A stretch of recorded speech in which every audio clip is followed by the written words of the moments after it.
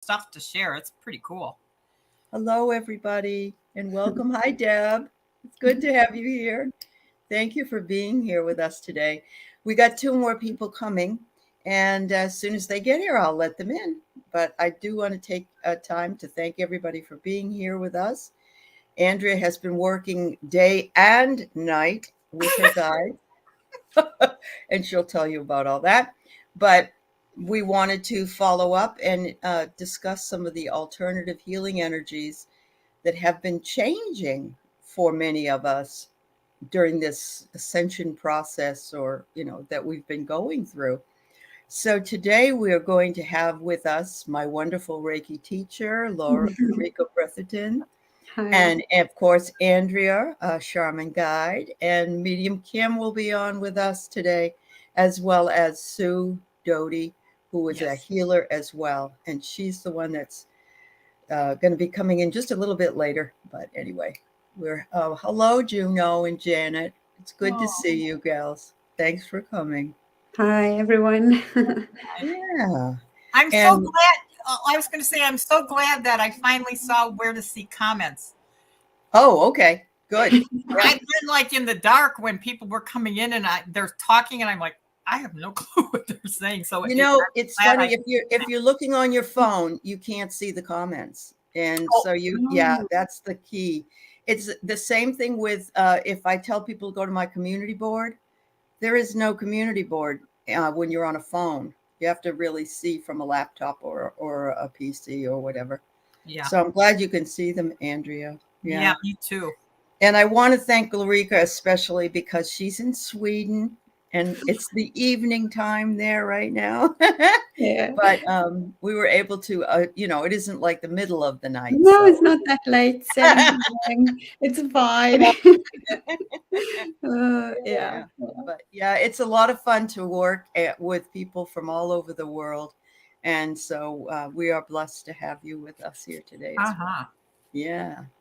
Yeah. Very excited. Thank you. Thank you. We're happy to have you here. Hi, Cindy P. It's good to see you too. Ladies, it's always good to see you. So yes, we're going to be talking about what the first thing we're going to be talking about would be the shifts and the changes or accommodations in whatever healing practices that we are working with, I guess. And many of us work with more than one, but they do seem to all come and meet together at a part. When I was in college, I was told that they had a brand new major, and it was called an interdisciplinary major, and nobody understood what it meant, but it was basically, I said you could make up your own major. So I did. I changed and I picked English and geography of all things because I love both. And a lot of people picked on me because it was non-traditional, that I would do something like that. But I'm really glad that I did, because it has made me who I am today, sort of a mutt in a lot of ways. But the fact that I can utilize more than one modality and incorporate those modalities into my life make me more interesting for myself and others. So, and hello, Taro Stash and Vivian. Good to see everybody. Reagan Dobro, thank you for coming by, everybody. We're still waiting on 2 members of our group, but maybe I'll start. Let's start talking about the shifts and the changes and accommodations for you, Andrea. Why don't you start? Tell us what's been up with you. Well, I don't advertise because a long time ago it was like you don't have to advertise. The people that need my services will find me. And so I've worked as a counselor in a couple areas, and certainly in addiction counseling, but working with students with disabilities and a whole lot of other things. When I found the shamanic path, which fits for me really well, I started doing shamanic counseling because in the construct of how I think about how we are, I was able to incorporate soul. And that's, oh, Kim, hi. Hey, sorry. No, it's all good. It's all good. Yeah. But anyway, I started doing the counseling that was like, I had the credentials for the regular counseling, but then doing the shamanic counseling, I was able to pull in soul energy. And I always did it like in person in my community. Didn't have, I had files that, and that's one of the things I want to share. Some of the things I'm learning, shamanic counseling that I'm doing. If I met someone that was struggling, for example, I was sharing a little bit. I had somebody who was, the way I view how the soul is that when we hit a trauma, a little bit of that energy steps out, not far away, but it steps out, and we kind of numb out in order to be able to stay in whatever the environment is, especially if we're little kids, because we can't affect change. So a little bit of that energy steps out. And what I've done for many years is to help people bring that energy back in. And, I've used the analogy of Swiss cheese. The way I see, if I'm going to go in shamanically, I see the soul as Swiss cheese. There's like little tiny holes where the energy had to step out in order for the person to stay in whatever was going on until it was safe to make a shift with that. Well, you get enough Swiss cheese holes, you have more holes than you have cheese. Right. And when I was doing it, face to face, I did it within my community. I had files with information. So if somebody was hitting a wall with something, I had developed materials, and I could just go and pull out and say, well, we're going to back up here a little bit. Let's do a little work here, and then we'll go back to what we were working on. But with doing it on the computer, in this new world we're living in, I don't have any of that, and I'm not as fast, and it might be because there's I'm having to translate through a screen. I had someone who I was working with just a couple of days ago, and he was working his ass off, and he was at a 6-year-old level.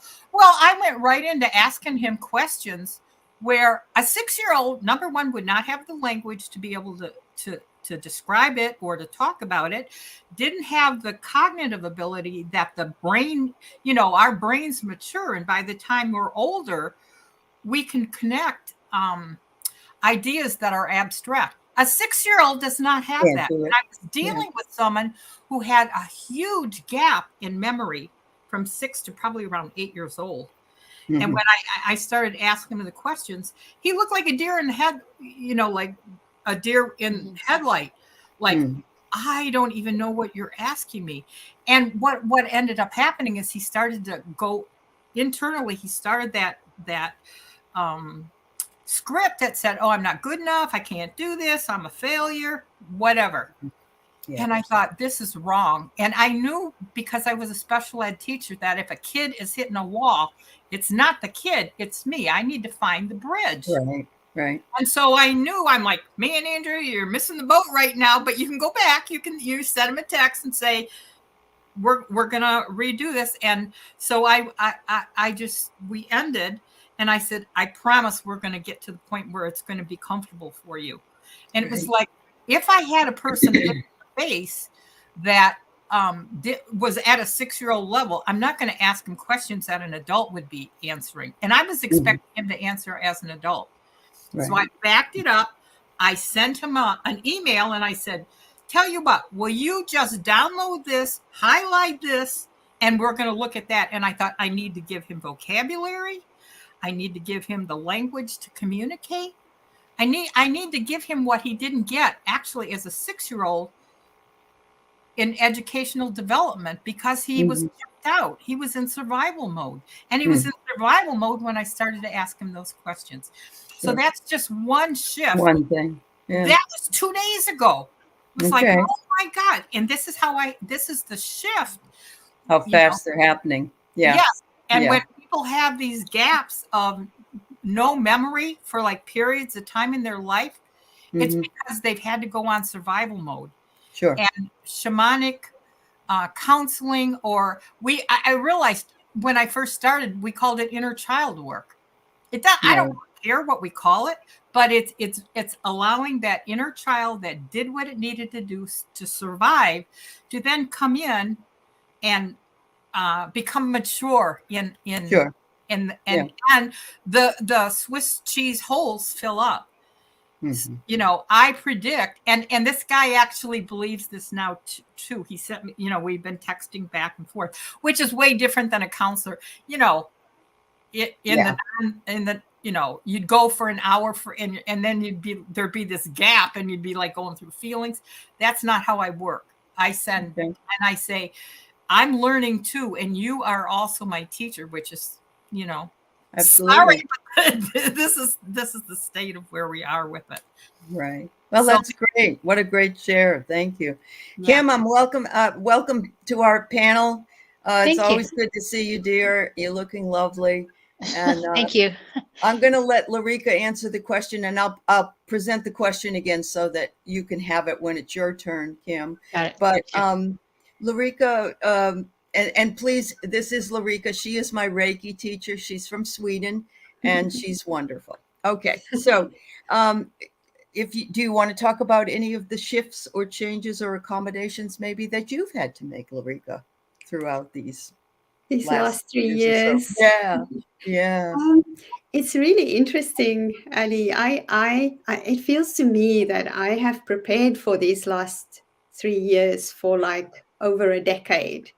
Because I don't know. And this is probably where my mind comes in and think we all have these voices in our head that think, I'm not seeing a shift and everybody else is. Is there something wrong with me? You know? But I think my big shift happened for me in around 2012, 2013. And I had a huge shift. And an awakening. I can't even describe it. It was almost like a breakdown. So this is what happened for me. And since that time, I have just felt that I've just grown in myself, and with what I taught with students in Reiki, in healing, meditation courses that I present. My card readings, even my writing has just evolved in such a way that it's prepared me to work online, to be where I am now, not to have to be concerned about this is the way things were before and now things have changed in the world around me and I have to change with it, because I was already prepared for that before this happened. So this is my answer. It feels that's right. But I just feel like maybe I'm here now to show that, this is the way we work. This is the way we are. This is the way the world has evolved. And we just adapt with that inside ourselves. Yeah, absolutely. Because I know that when I first asked her about Reiki, we do it over Zoom. And, that isn't how she started her practice with Reiki. So, but it does work still. It really does. It works amazing. Yeah. And I started in 2001 with Reiki. So it's been a long journey with energy healing for me. But the big shifts for me happened around the 2012 time. Yeah, that's when all of us were waiting for it to happen to us, but we were perhaps a little too slow. No, everything happens at the right time. Everything happens in right time. Yes. Absolutely. Thanks, Laurika. Kim, you want to give us your impressions of any shifts or changes in your healing arts practice? Well, I would say thank you for asking, and thank you for allowing, to be here. Of course. Great to be here. And I'm kind of Laurika.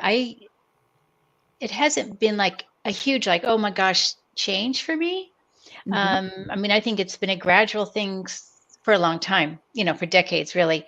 But I think what I noticed in the last couple of years anyway, is that I have more time to focus. To focus on it, and I feel more willing to go out there on a limb, to go out there, to maybe even do a YouTube channel, because I wouldn't have done that before, right? So, and I'm more willing to explore different dimensions. And I feel like with the energy work, because I started with mainly the Eden energy medicine, I would say I was mostly on the planet, and now I might be going off the planet. And I also noticed that people are, yeah, is that funny? And that people are, yes, and people are going off the planet too, easily and with enthusiasm. Yeah. So that's what I've noticed. And also clients in whatever form, whether it's mediumship or healing work, they're much more intuitive, I would say, the last 2 years. Whoa. And easily we can travel together. So that's been a joy and a delight, to work that way. And I still have more things, I'm this year, I think, is going to be a big year, actually. I hope. Well, I'm hoping. It's already starting out to be, I think. That's Yeah. how I'm feeling. Yeah. That's wonderful. Thank you, Kim. Our friend Juno in the chat says she feels like she's been preparing it for this time. I think a lot of us have, earlier roots in interests that we could say that that's the case as well. But yes, my comment was going to be that I've always had the interest. I've always had the desire, but I don't fit into a box because I'm an interdisciplinary person. So for me, it was a calling, and then I was called to open a channel, and I watched it, and it continues to grow and change and evolve. And I think that's the best part of it. And this community is, who would have thought? I didn't really. And so, and there was one story that I wanted to share with you. And it was on Sunday show with Susan Lynn. We got all these people in the chat, and they're asking and they're talking, and people are hello and how are you? And this person comes into the chat, and it wasn't a troll. It was just and they said, well, there's just a whole bunch of grandmas and grandpas here. And I said, yes, that's right. Because a lot of us are older. I won't say everyone's the same age, and I thought, we ain't dead yet, but, I'm sure that person was a little surprised, and that's okay. We want to keep them on their toes. Yep. I just got a text from Sue, and she's waiting to be let in, which is perfect timing because she's had some big changes. She also does Reiki, and wow, there's some big stuff happening with her. She's there we go. There she is. Hi. Hi, Sue. I'm sorry I couldn't see you down there, and I'm glad that you're here. Thank you so much for coming, honey. Thank you for having me. Of course. Well, you just stepped into a question, actually, and I wanted you to catch your breath, but why don't you just tell the others a little bit about what it is that you do and maybe some of those changes within the recent times? Well, I could do Reiki, and I have for several years, but mostly I used it for animals, especially dogs really like it. And few people. Reiki for me? Sorry. Yeah.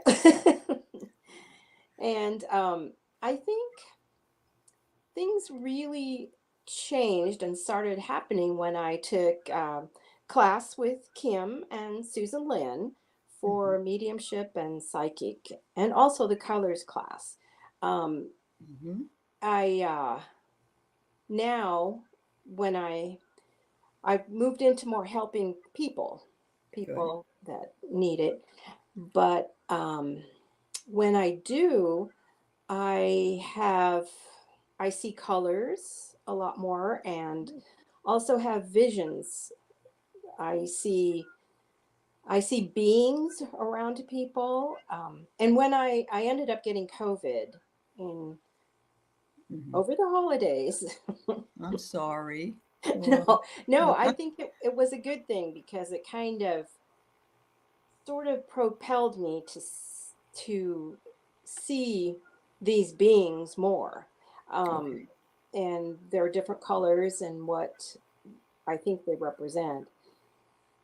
So That's fabulous. So it was sort of another awakening tool for you in some it ways. was. So, I yeah. kept hearing the word awakening, and Wow. I don't think that just applies to me. I think that applies No, I agree. to Well, everyone. and Sue actually was working with a dear friend of mine's son who was on a ventilator. Uh-huh. And Sue, if you can talk about that, because there was some really profound things that we both learned Yes, during it that was. time. It Yep. was really interesting. For me, when I got COVID, I ended up seeing these beings in front of me, and they were a dark blue. They had hot pink splotches on them, and they had, I could see sparks coming off.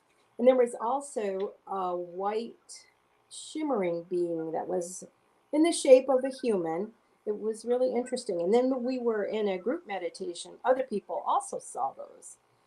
So what we think is these beings, the color of them were dark blue, and I had mostly a lot of head and sinus pain, which is the color of that chakra in that area. Right.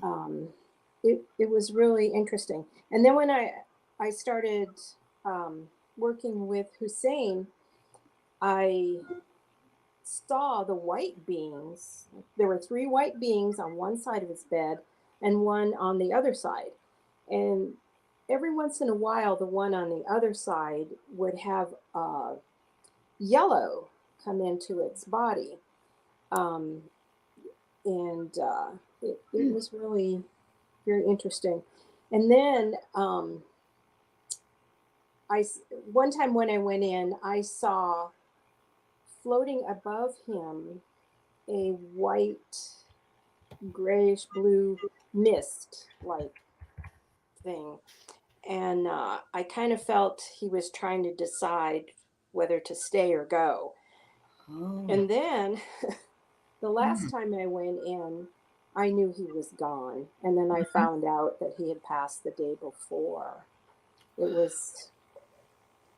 was really interesting. And the beings were all gone. But I felt that they were there to escort him, to help him cross.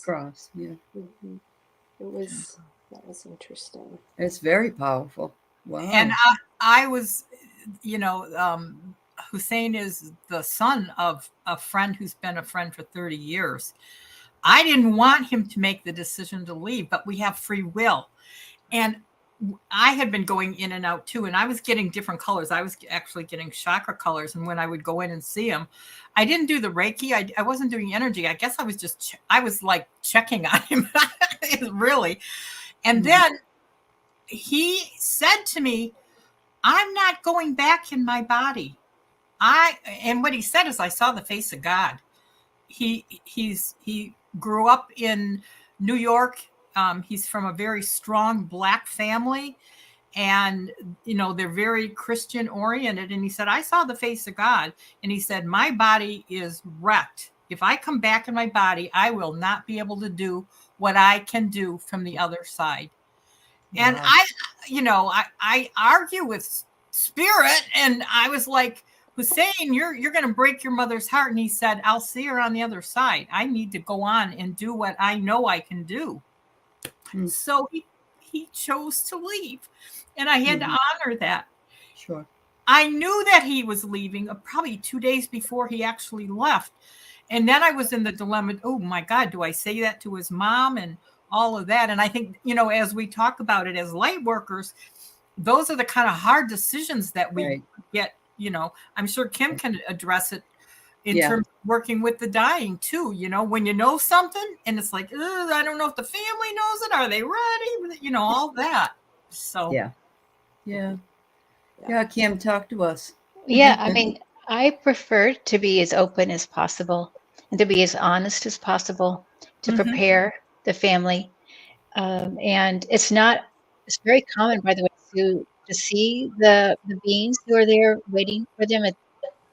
And now what I'm seeing in the last maybe 2 to 3 years in the hospice families is that they're more open to knowing that as well. And before they might have been a little less open. So it's lovely to see that, to be a witness in that. But yes, I just explain, because it's better to have the family say goodbye and know that this is going to be the last goodbye. I just think it's better that way. Yeah. To let them know. Yeah. Well, in the past, traditional medicine, they kept everything from the patient as well, and they wouldn't tell them in the families. And how can you prepare for something if you're not told what's going to be happening? But yes, I think receptivity is changing from what you said, just from all the information that we're seeing in all areas, that people are more receptive to knowing things that they weren't before. Yeah, but I mean, even when somebody's in hospice, I mean that's a whole different subject. But they already know usually. I mean, there is the occasional family knows, but not the patient. Yes. Sometimes I had a very dear friend, and she was dying, and she was a nurse, and she would not go to hospice. Oh. And she kept saying, I'm not dying. I'm not dying. And so, but she did die in the hospital. But anyway, hello, Tarot Stash. I'm glad you're here. So the next one that we kind of want to just discuss is the empowerment of healers. This is what Andrea said her guides told her all about. All right. Although although I'm an extrovert, for the most part, there's no denying I'm an extrovert. I have a Pisces moon, and if you're familiar with Pisces, very watery sign, I get very hurt very easily. So coming on and trying to bring anything to a show where I might get a lot of criticism is hard for me. So I had to give that up. And I know a lot of introverts gave up what they had to do. But what about the rest of you? Do you feel more empowered now?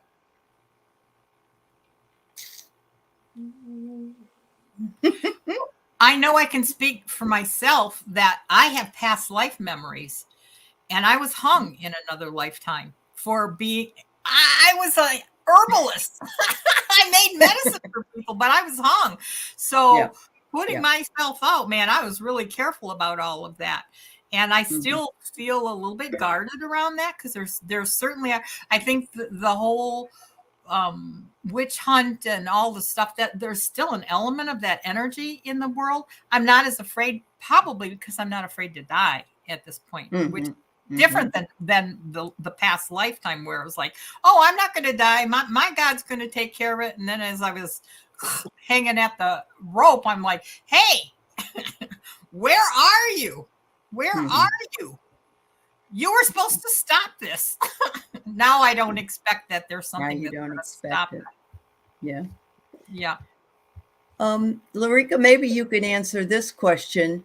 And I think I know what your answer is, but she says she became a Reiki healer, but she hasn't used it for a long time. And she wonders if she should restart taking a class again. Oh.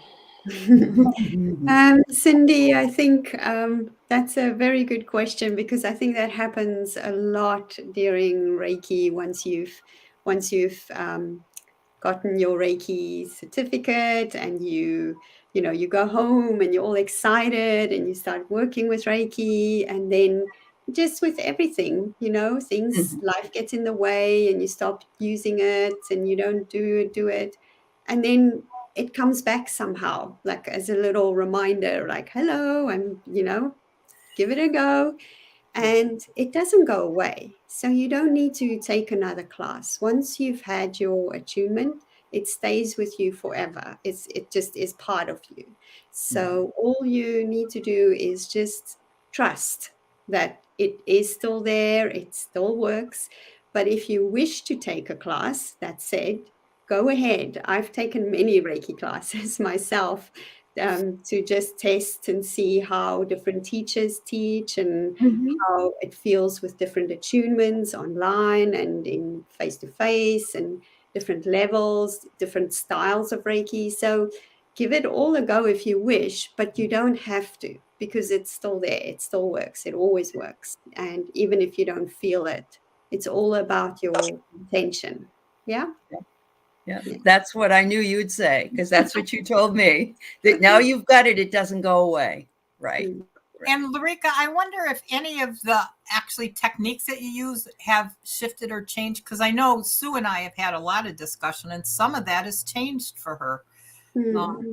I think when I started in 2001, I was very focused on the method, step Mhm. 1, step 2, step 3, and then Reiki level 2, you start with symbols, and then you get all these elements that begin to form part of Reiki. And I was very focused on that. And I'm glad I was, because it taught me some sort of structure. But the longer I've been doing Reiki and the more I've been practicing it and teaching it, the more I think Reiki is more intuitive than anything else. It's not about the hand positions and, this hand position is for this problem or challenge that you might have. It's all intuition. So it's good to learn in the beginning, but then you definitely start shifting and it becomes more of a intuitive sense of where to put your hands or where to send the Reiki. Yeah. And you So want to say something about it? may I add something in that? Sure. Okay, because I have met a few people recently that have started doing hands-on healing. Maybe they had Reiki, maybe they didn't, but now they are doing things different and there's like miracles. When I say miracles, it's uh, like clots go away or it's just amazing. Like, per X-ray, you can see things have gone away. So, and they're doing something different. I feel personally that this time now we are open to way more healing energies than we were before. Absolutely. It's for Yeah. me. Reiki, there's whatever. Reiki's wonderful, but there's also a lot more. There are. And So Sue, many more different modalities, and I said to Ali as well before that they all come from the same source. yes. Yes. In my opinion, Yes. I don't think one Yes. is better than the other. They Yes. all come from the same place. So whichever way we decide to use this healing that we share is it's wonderful, whichever way, is. because the I world agree. needs it so much. So Yeah. And Sue, if you can talk about, it was just a couple days ago you said, wow, this is different. If you could just talk a little bit about the shift in using symbols and what's happening for you now. Right. I find it's more about your intention, what you really want to project to someone. Um, I have felt more, I know with Reiki you use your hands and that, but now it's turning into almost the whole body. It's like it just comes out and no symbols are needed for me at this time. And um, yes, it's very different. It's It's very strong, evolving. It's very strong. evolving. if I can add as well is I also most of the Reiki I send nowadays I don't use my hands. I use, like you say, intention, or even if I'm I use my eyes, and I start to send Reiki more to the world rather than to an individual. So the energy goes to Whoever Gaia, needs it. or Yeah. Yeah. to the birds Yes. out there, or nature, or whatever, or a situation in the world, but not as much person to person. Mhm. Yeah. I loved, Allie, you had posted Kevin's, Yeah. Yeah. the people that are the beings that are like talking to me all the time said, if you put this out there for discussion for light workers, they're all going to say, "Oh God, me too, me too, me too," and that's the point of it. Yes, Kevin. Yeah. Yep. The He's path the opening. one that told me in an interview that he felt called to Reiki and he opened up faster than normal. And so that's when I contacted Laurika and decided that I wanted to know Reiki. It just was the right thing to do, you know? Yeah. Yeah. And I wonder if the new paths that are opening are, I don't know if it's like immediate. I keep thinking it's like in the future. All of this is in the future. And it's like, honey, it's happening today. But I wonder if it is eventually so that when we get to the point of a high enough vibration that we're literally just telepathically doing what Dr. Gale does. She doesn't have to leave her body, but she's doing the real deal. And I wonder if that's part of the ascension energy. It could be.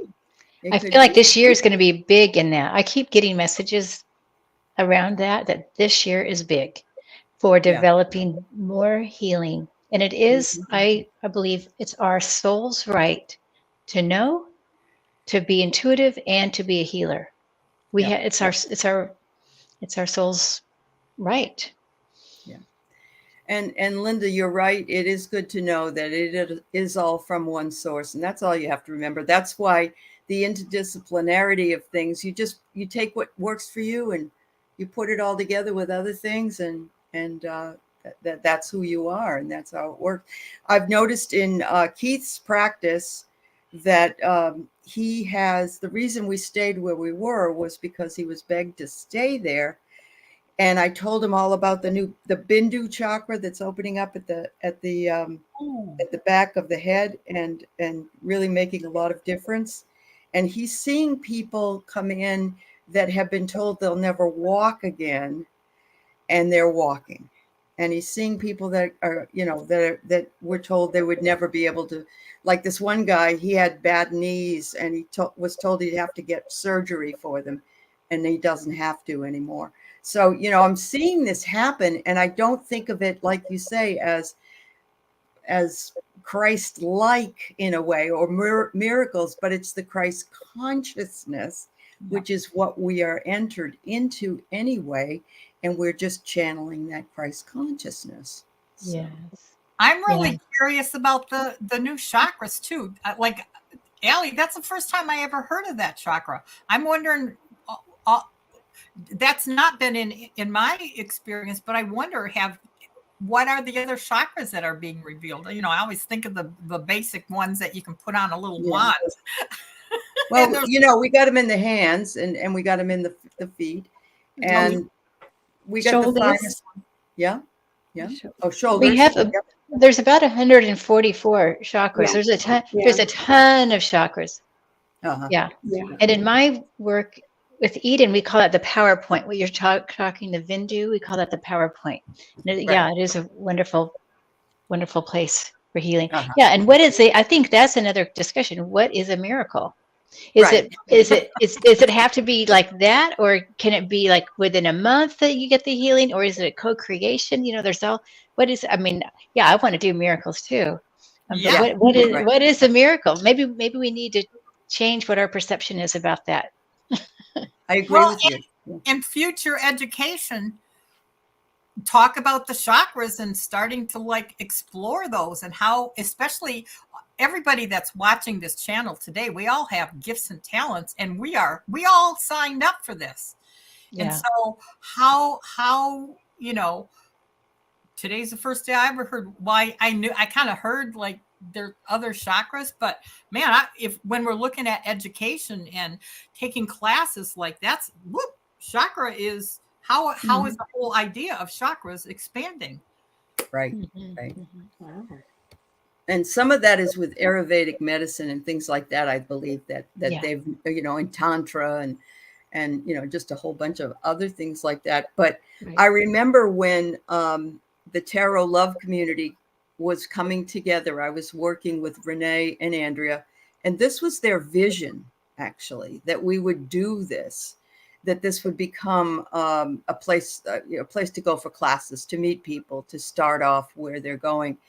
And now with so many of us who may not have a channel, but are healers, there has to be a way to be reached, within the community in order to facilitate that healing or that, that help with a teacher and a student. So. And Allie, that, you do a gazillion things for our community. Yeah, that's I was going to say that too. You are the avenue for getting information out. And you have such a diverse background. You know questions to ask, you know who to bring in. Mm-hmm. Yeah. Well, it's just part of, thank God, of the evolving of my own journey. And it was very curious that I was told in 1985, I think it was, that you'll come into your own when you're older and that people will come to you in your house. And I'm like, sure, And I remember being disappointed, though. Do I have to wait till I'm old, in order for that to happen? But, I think that's when we do, our wisdom kicks in, and our ability to know that we don't know everything, and that we need to have those people and those resources to go to in order to find the answers, because there ain't no way everybody knows everything. No. Right. Well, and the collective energy. We all came down here, and the culmination of the collective energy is we are co-creating the ascension with help from a whole lot of other people, including ETs, which have scared the heck out of me most of the time. In fact, Kim, I want to tell you, the first class that I took from you, the very first session, we were ready to do the first breakout, and I'm like, I am okay with everything, but I just don't want to do ETs. Who was my first partner? Dr. Gail. And I'm like, would it be bad? Is it bad manners to just say, I'm out of here? I was like, no, you got to hang in here with us. And she was totally accurate with everything that she said.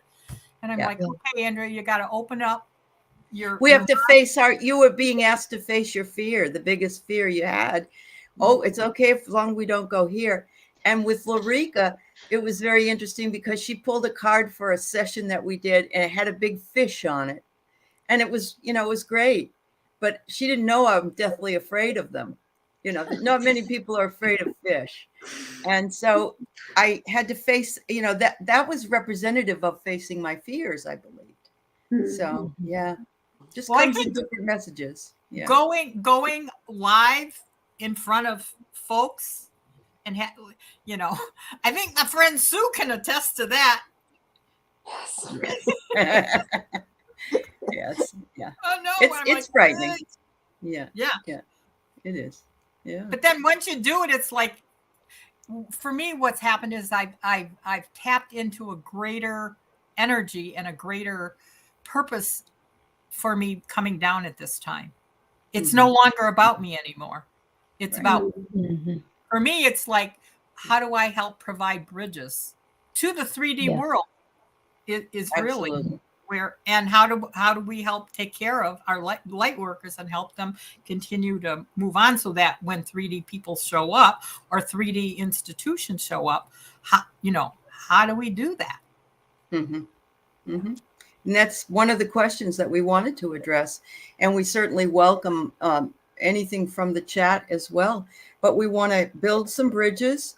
We want to handle the diversity of the types of people and the types of experiences that we are wanting to know more about, and find our educational needs to be met, as well as you also brought in the idea of how do we deal with this long-term COVID and the effects of it that are going to be affecting people for a very long time.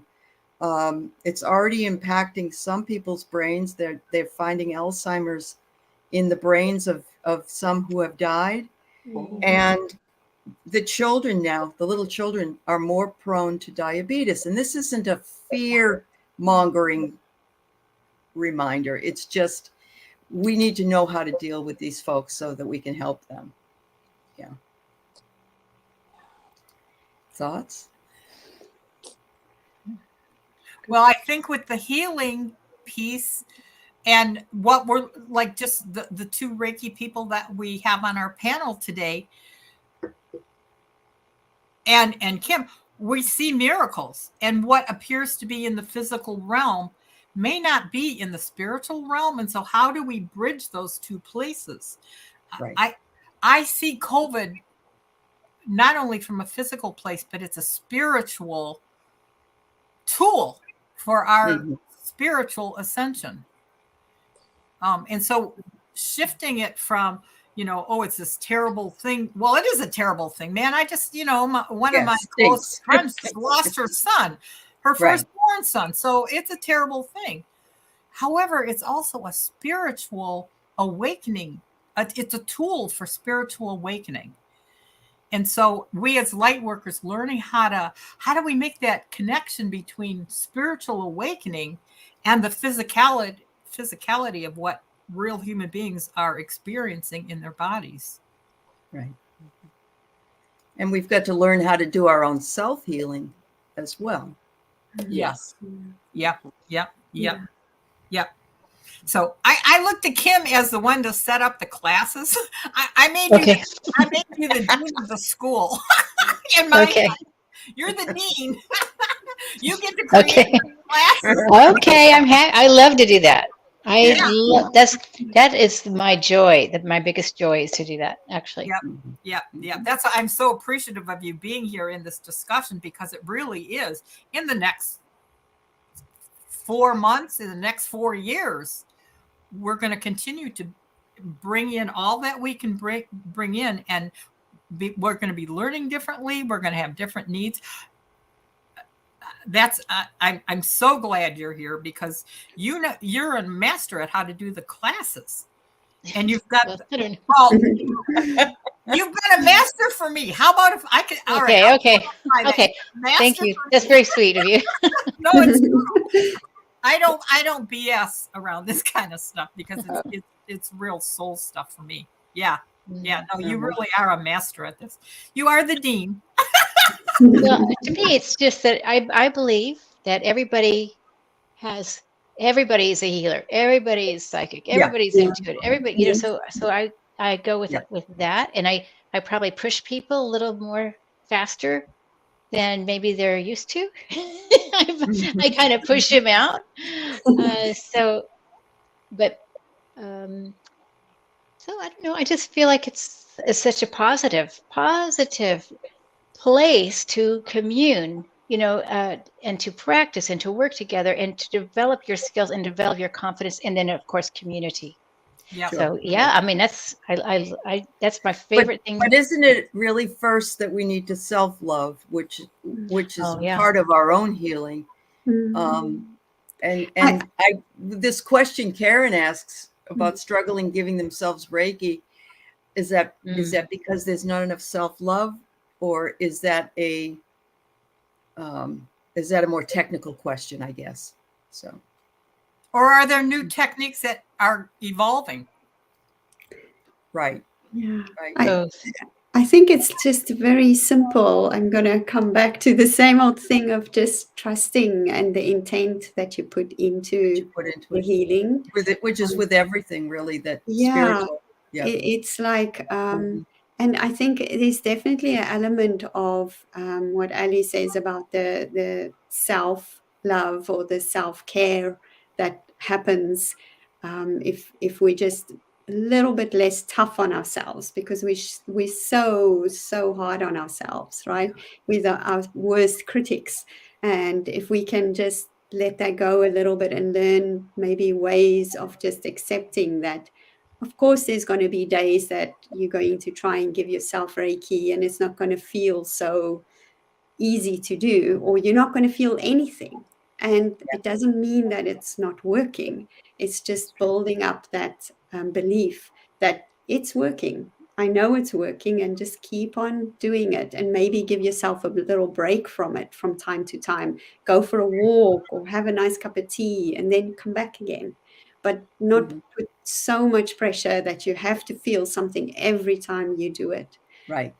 But I actually have if I can answer the one question that you asked about the idea of the virus and our spiritual. I actually see the this whole time that we've been through as a way for us to open and understand each other more. It's almost a way where we all being brought to the same level if we just open up for that, because it's a time where there is no difference between us. We all equally have the same chance of getting sick.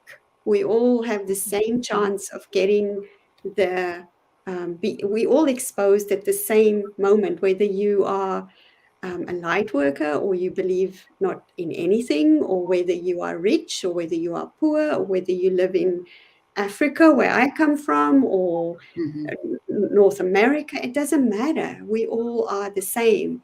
And I think that's something that it hasn't happened, but I was in my heart hoping that we could learn that we're all the same. You know, when something like that Wouldn't it be happens, nice? Yes. we all are the same people, and it Right. can help us to understand ourselves, but other people, and maybe be more compassionate for when others are Absolutely. going through something. But this is just me and my No, up there. It's No, I'm glad you Well, shared that. and the whole thing of community building too. For some reason, we got to the point, well, I think it was because of what we went through politically, where it was like, I know for me, it was like, don't trust anybody outside the house, kind of like the Third Reich kind of stuff. We don't have to do that anymore. And if we do community building, I ask people to send me Reiki. And it was so funny because Sue is one of the people that she's a very strong healer. And I asked her to help me. And she said, well, Andrea, I did go to you. And you were like, not now. And I'm like, oh, I still needed to be mad. So, no, I'm not ready for the healing piece yet. But once she said that, I was like, well, duh. Someone's willing to help you and you're blocking them because you want to be pissed off. Well, you just said not now. I heard that clear as day. So I thought, okay, well, I'll come back later. That's funny. Oh, I was very much, my blood pressure was really skyrocketing, and I've only taken the Reiki 1 so far, but Laurika told me how to do, my work on myself. So my blood pressure was like 140 over 105 or something crazy. And so I did myself Reiki, and I didn't do it for a long, long time. I just did it, and it worked on it. My blood pressure went down right after that, and it was like 120 over 80. I mean, it was perfect. That's a miracle, right? It is. Yeah, it is. And I know a lot of that is my mind, my mind and making the determination. I wanted it to come down, and that I was also channeling in some of this, but it doesn't, like you said, it doesn't have to be called Reiki, or it doesn't have to be called anything.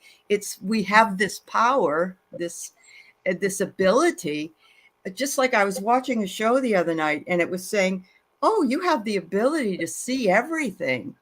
You just get in your way. You get right into your way, and you block that. And some of it is past conditioning. So now I'm beginning to understand a lot more on different levels what Kim has taught in her classes, because I think it's layered. And I think sometimes we wake up and go, oh, that's what she meant, or that's what that was. So yeah, absolutely. Yep. I also want to bring in the whole language piece in terms of bridging. And this comes from my special ed background. I can remember going into IEP meetings where this whole team of professionals, we're all talking this language, and the parent is sitting there like, what the heck are they talking about my child? What does it mean? And I saw that in the Ascension, we have our own vocabulary. We have our own vocabulary as light workers. Download. If I'm going to talk with 3D medical, legal, capitalist, whatever, I'm not going to use the vernacular of light healers. Yep. Part of our how I see it and future classes is, how do you bridge between worlds that have their own vocabulary? Yeah. And even being aware that, wow, I might be using a word, well, number one, that scares a person, or they have no experience and they don't see how to connect. I know I've been interested in sound healing, but also at hurts and stuff like that. And I've been trying to kind of engage some of my musician friends in talking about some of this. And they're like, all I had to do is change to, can you talk to me about like tuning? How do we go from C to C sharp? And they're like, oh, okay. Is that what you're talking about? And I'm like, kind of. I'm not even sure what I'm talking about, but I know that there's an element to this. So in future education, how do we bridge between all these different languages? I feel comfortable as a teacher. I feel comfortable throwing around my language. As a light healer, I'm comfortable talking about, spirit guides and, past lives and all that. The rest of the world, 3D world. That's true. So in future education, we need to think about that. In fact, with Hussein's mom, she kind of knows that I'm a little different, is what she says. You're just a little different. But she knew that, the little practice group that I'm with, we're a real tight group now. And we've been working, and man, the psychic jumps are amazing. And I was able to tell her after Hussein passed that Hussein had actually come and told me he was making the choice not to be in his body. And she said, oh, and so she opened to having discussion about that, and then was able to start bringing in, oh yeah, this happened, this happened, this happened, this happened. And then she said, well, I'd like you to talk to my family, my kids. His brothers and sisters are struggling. I said, you know what, sweetie? You and I know each other from another world, from a recovery place. They're not gonna be able to hear it from me. So I sent her a link with Matt Fraser, and I said, can you just listen to this and then get your family? And then if you want, I'm going to ask Sue to be a part of it. Then the people that were working with Hussein, then we can go in and talk with your family. But I needed to make some bridges so that, to go in cold with a family. Oh, can't be a prophet in your own hometown. Amen, Ellie. Amen. No, that's true. I mean, you tell I remember going to a class reunion, and somebody said, what do you do? And I said, that I was a professor at the time. And they were like, oh, an English professor. Well, I'm not going to talk to you because you'll be judging my language and everything else. But if I had said something to them that was, not what they expected me to say, then I would be weird or not accepted because I was, in my own hometown. And part of it is just learning the language of, when I've talked with medical doctors about some of the quantum physics stuff that I actually for real have gone through, I knew I could not go in and talk about what really happened. I had to meet them first. Yeah. And once I did that, they were on board 100%. Whoa, yeah. Right. How can we help you? Oh, go this way, go this way, go this way. They were on board. But if I would have approached them with what really happened in the language that I would use with other light workers, right, there would have been no way in hell that would have happened. No, they wouldn't have accepted it from you because they knew you. Yeah.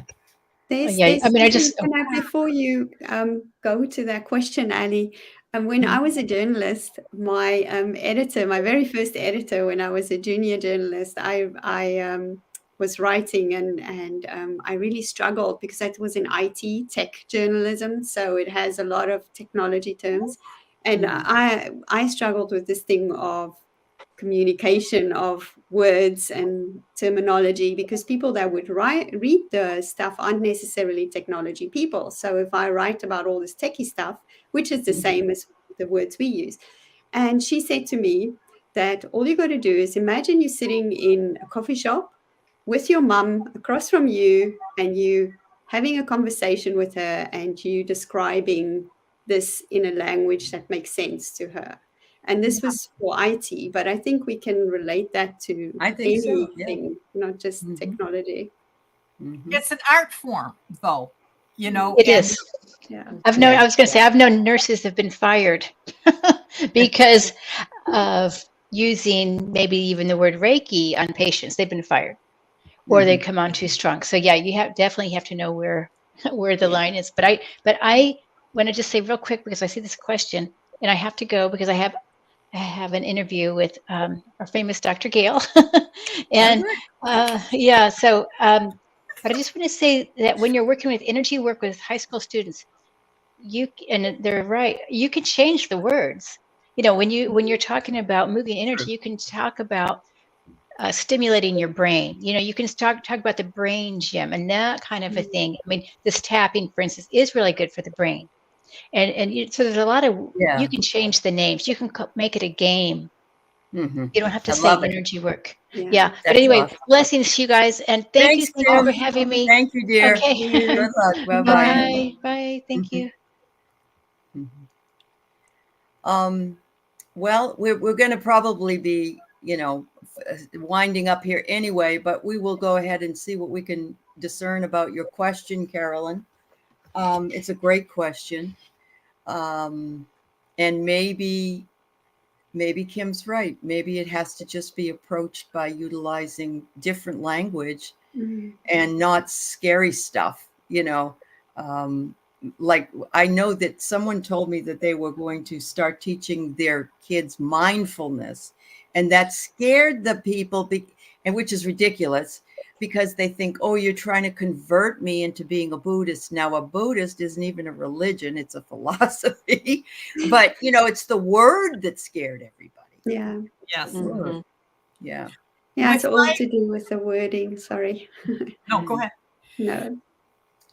With my middle school, they were labeled learning disabled. They just learned differently. But I was privileged to be able to work amongst some tribes, some Indian tribes. So they were like more open anyway. Yeah. I literally would start with just the hands rubbing and getting the energy up.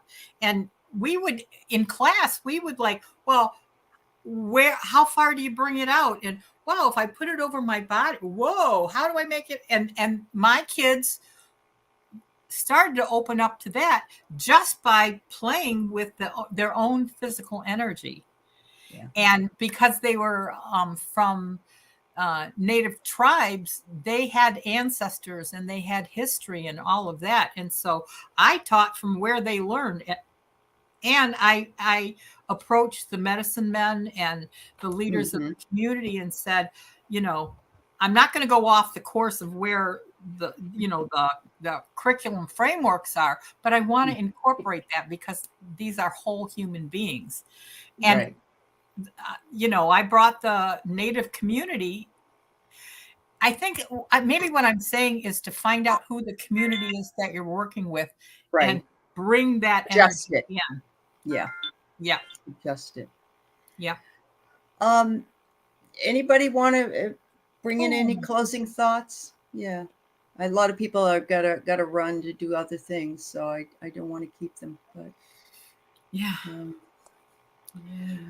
Well, I know my guides are totally like, just get the information out there and have light workers start talking about it. And I think we accomplished that.